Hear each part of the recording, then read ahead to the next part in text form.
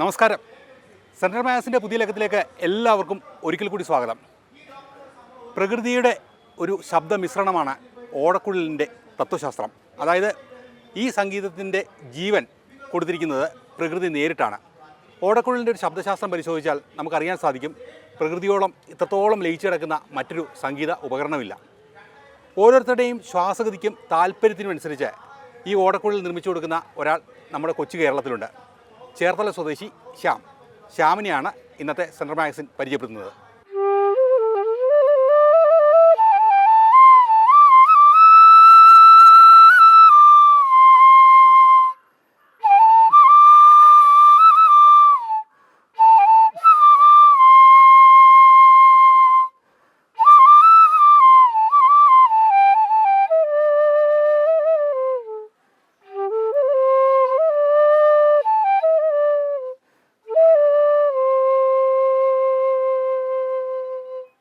മറ്റുപകരണങ്ങളിൽ നിന്ന് ഓടക്കുഴൽ വ്യത്യാസപ്പെട്ടിരിക്കുന്നത് അതിൻ്റെ ശബ്ദത്തിലെ പ്രകൃതിയുടെ ഇടപെടൽ മൂലമാണ്. പതിനായിരക്കണക്കിന് വർഷങ്ങൾക്ക് മുമ്പ് തികച്ചും അവിചാരിതമായി ഒരു കുഴലിലൂടെ കൃത്യമായൊരു താളത്തിൽ വായു കടന്നുപോയപ്പോൾ ആകാം ഈ നാദം ഉത്ഭവിച്ചത്.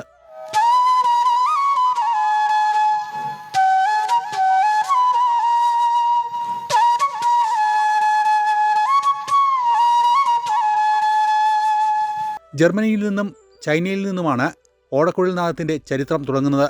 മൃഗങ്ങളുടെ പൊള്ളയായ എല്ലുകൾ അക്കാലത്ത് ഈ ശബ്ദം ഉണ്ടാക്കാൻ ഉപയോഗിച്ചിരുന്നു. BC 2000 മുതൽ ഭാരതത്തിലും പുല്ലാങ്കുഴലെത്തി.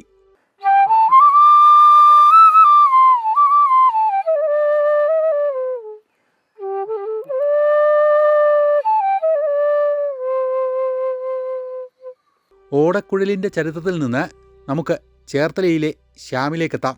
ശ്യാമിന് ഓടക്കുഴലിനോടുള്ള പ്രണയം കുട്ടിക്കാലത്തെ തുടങ്ങി. ചെറുപ്പത്തിൽ ഓടക്കുഴൽ പഠനം ആരംഭിച്ചെങ്കിലും പിന്നീട് അത് തുടരാനായില്ല. എന്നാൽ ആ വാദ്യ ഉപകരണത്തോടുള്ള അടങ്ങാത്ത ആവേശം ശ്യാമിനോടൊപ്പം വളർന്നു. ഒടുവിൽ 2019 ശ്യാമിൻ്റെ ജീവിത സംഗീതം ഓടക്കുഴലിൻ്റെ താളത്തിലേക്കെത്തി. ചെറുപ്പത്തിൽ തന്നെ ഫ്ലൂട്ട് വായിക്കുമായിരുന്നു. പക്ഷേ ഫ്ലൂട്ട് ഉണ്ടാക്കാമെന്ന് ചിന്തിക്കുന്നത് 2019. ചെറുപ്പത്തിൽ തന്നെ എൻ്റെ ഫ്ലൂട്ട് ഉണ്ടായിരുന്നു. ഒരു 6 വയസ്സ് മുതലൊക്കെ തന്നെ ഫ്ലൂട്ടുണ്ട്. പക്ഷെ അന്ന് പഠിക്കാൻ എവിടെ ആര് പഠിപ്പിക്കുന്നൊന്നും അറിയില്ല. ചുമ്മാ കയ്യിൽ വെച്ച് വായിക്കുന്നു, അതേ ഉള്ളൂ. ശരിക്കും ഒരു ശാസ്ത്രീയമായി അങ്ങനെ പഠിച്ചിട്ടില്ല. പഠിച്ചത് ഏകദേശം ഈ ഇത് ഫ്ലൂട്ട് ഉണ്ടാക്കാൻ തുടങ്ങിക്കഴിഞ്ഞിട്ടുള്ള പഠനം മാത്രമേ ഉള്ളൂ. ഫ്ലൂട്ട് വായിക്കാനായിട്ട് ഉണ്ടാക്കാനായിട്ട് പോയി പഠിച്ചത്.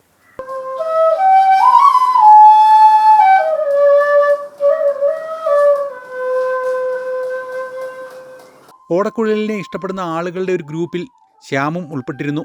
50ഓളം ആളുകൾ ഉൾപ്പെടുന്ന ആ ഗ്രൂപ്പിൽ ഓടക്കുഴൽ വാങ്ങാൻ എന്ത് ചെയ്യണമെന്ന ഒരു ചോദ്യത്തിൽ നിന്നാണ് എല്ലാത്തിൻ്റെയും തുടക്കം.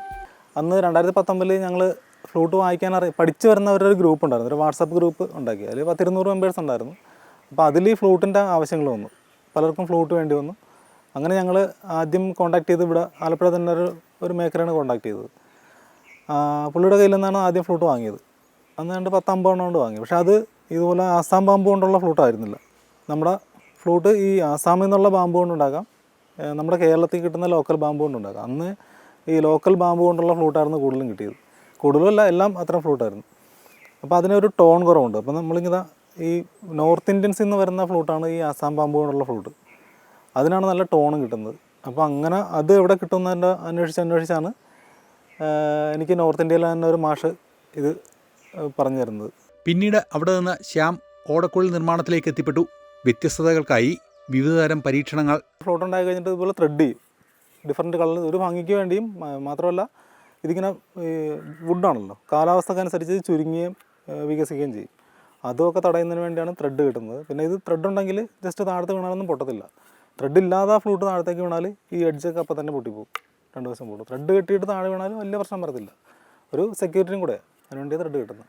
ഓടക്കുഴലിനൊപ്പമുള്ള ആ യാത്രയിൽ ശ്യാം പുതുതായി പലതും പരിശീലിച്ചു.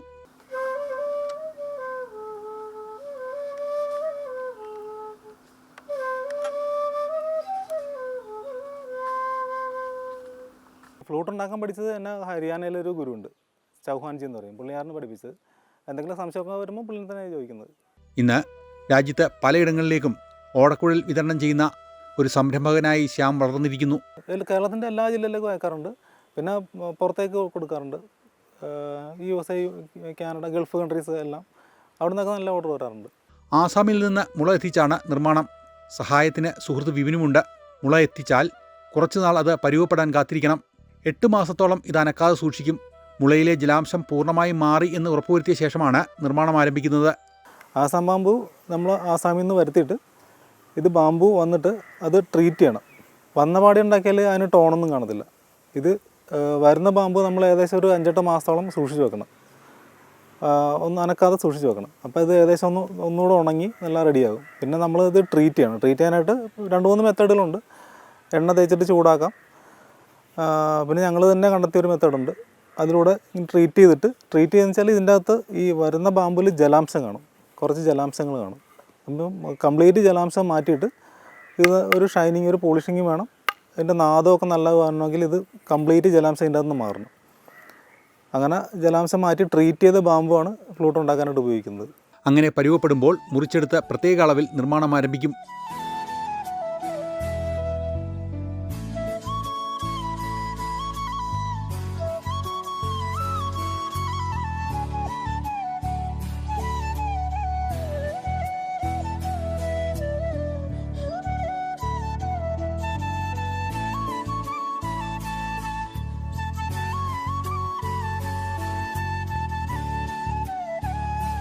എല്ലാവർക്കും വേണ്ടി ഒരേ ഓടക്കുഴലല്ല ശ്യാം തയ്യാറാക്കുന്നത്.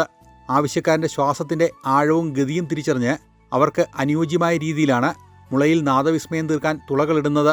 ഓരോരുത്തരും വായിക്കുന്ന ഓരോ ഫോഴ്സില്ല. നമ്മൾ ഇങ്ങനെ ശക്തി, നമ്മൾ ബ്ലോയിങ് പവർ ഉണ്ടല്ലോ, ബ്ലോയിങ് പവർ ഓരോരുത്തർക്കും ഓരോ പ്ലെയേഴ്സിനും വ്യത്യാസമായിരിക്കും.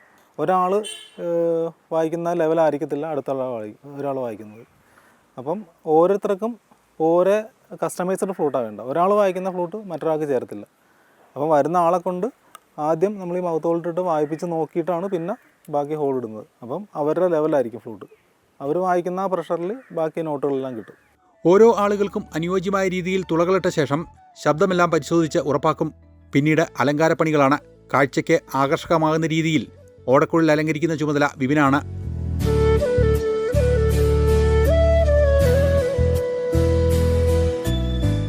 ഫ്ലൂട്ട് ഉണ്ടായി കഴിഞ്ഞിട്ട് നമ്മൾ ചെറുത് പാട്ടൊക്കെ വായിച്ച് റെക്കോർഡ് ചെയ്ത് സോഷ്യൽ മീഡിയയിലേക്ക് ഇടാൻ വേണ്ടി അങ്ങനെ റെക്കോർഡ് ചെയ്യാറുണ്ട്. പിന്നെ ഇത് ട്യൂൺ നോക്കാനായിട്ട് ഉണ്ടായി കഴിഞ്ഞിട്ട് കറക്റ്റ് ശ്രുതിയാണെന്ന് അറിയാൻ വേണ്ടിയിട്ട് കീബോർഡൊക്കെ ഇരിപ്പുണ്ട്. കീബോർഡൊക്കെ വെച്ചിട്ട് ചെക്ക് ചെയ്യുന്നു.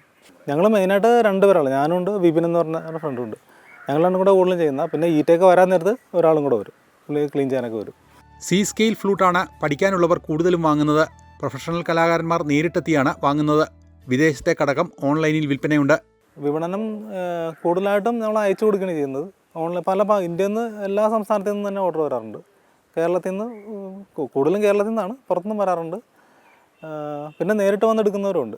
ഈ പ്രൊഫഷണലായിട്ടൊക്കെ വായിക്കുന്ന ഗാനങ്ങളൊക്കെ വായിക്കുന്നവരും റെക്കോർഡിങ്ങിന് വായിക്കുന്നവരൊക്കെ അവർ നേരിട്ടാണ് വന്നെടുക്കുന്നത്. ഞാൻ നേരത്തെ പറഞ്ഞ പോലെ ഓരോരുത്തർക്കും ഓരോ പ്രഷറുണ്ടല്ലോ, ബ്ലോയിങ് പ്രഷറുണ്ട്.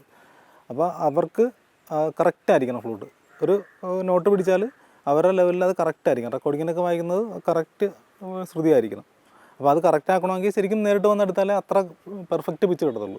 വിവിധ വർണ്ണത്തിലുള്ള നൂലുകൾ ഉപയോഗിച്ച് നിശ്ചിത വലുപ്പത്തിൽ ഓടക്കുഴലുകൾ അലങ്കരിക്കും. ഗുരുവിനോടൊപ്പം ചേർന്ന് അതിൻ്റെ നാദം പരിശോധിക്കും. അതിനുശേഷം മാത്രമാണ് ആവശ്യക്കാർക്ക് പുല്ലാങ്കുഴൽ അയക്കുന്നത്. ശ്യാമിൻ്റെ മകൻ ആൽഫിൻ്റെ പേരാണ് ആൽഫ ഫ്ലൂട്ട് എന്ന പേര് സ്ഥാപനത്തിന് നൽകാൻ കാരണമായത്. സംരംഭത്തിനൊപ്പം കൂട്ടായി ഭാര്യ അനുജയുമുണ്ട്.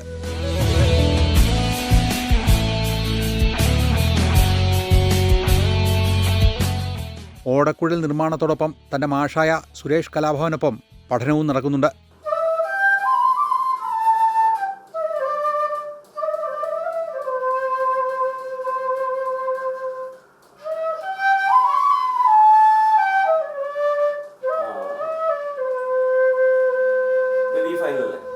ഇന്ത്യൻ ശാസ്ത്രീയ സംഗീതത്തിലെ വളരെ പ്രധാനപ്പെട്ട ഉപകരണമായ ഓടക്കുഴൽ നാദത്തിൽ ജീവിതതാളം ചേർത്ത് വെച്ച് മുന്നേറുകയാണ് ശ്യാമിൻ്റെ സംഗീതയാത്ര. ഏതൊരു ഫ്ലൂട്ട് മേക്കറുടെ ആഗ്രഹം ഇതിൻ്റെ ഏറ്റവും ടോപ്പായ ഒരാളുണ്ടല്ലോ, നമ്മുടെ പണ്ഡിറ്റ് ഹരിപ്രസാദ് ചൗരസി എന്ന് പറയുന്ന ഗുരുജി എന്ന് എല്ലാവരും പറയുന്ന അദ്ദേഹത്തിനെ കാണണം, അദ്ദേഹത്തിന് ഫ്ലൂട്ട് കൊടുക്കണമെന്ന് തന്നെയാണ് എൻ്റെ ആഗ്രഹം.